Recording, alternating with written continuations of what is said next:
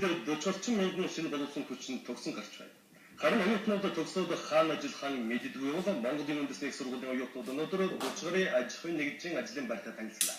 Тодорхойлбол Монголын үндэсний их сургуулийн төгсөгчдийн 60% төгсөөд шууд ажилдаа болдог гэнэ. Монголын үндэсний их сургууль 8 салбар сургууль 20 техниктэй хичээлийн салбар ажиллаж байна. Тус сургууль нь оюутныг хөгжүүлэх, оюутны дөрвөн талт хөгжүүлэлтийг хэрэгжүүлж эхлээд байгаа юм. Энэ жил тус сургуулиас хамгийн олон төгсөгч буюу 1000 гаруй оюутан төгсөн гарах юм а.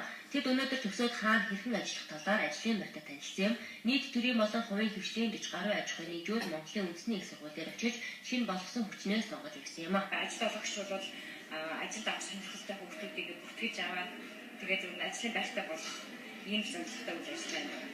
Хаан банк, NCS Group, Mark Group мөн зарим гадны байгууллагуудын тийм ээ гадаадын байгууллагуудын төлөөлөгчийн газар жишээ Pricewood, Water Cooper зэрэг байгууллагуудын төлөөлөгчд ирсэн байгаа. Төсөл дээр ажиллах тийм цаанд ирсэн ба. Яг одоо энэ ажлын байрны нээлттэй арга хэмжээ болж байна. Маш баяртай. Ер нь бас банаас оюутнуудын хувьд л ер нь байгууллага бүрийн хаагах чадахгүй те. Ингээд Монголын топ гэсэн байгууллагуудын нэг сургууль дээр ажиллаад ингээд ярилцлаганд орж өгсөн тийм боломжийг олгож байгаа сургуультай маш баярлалаа.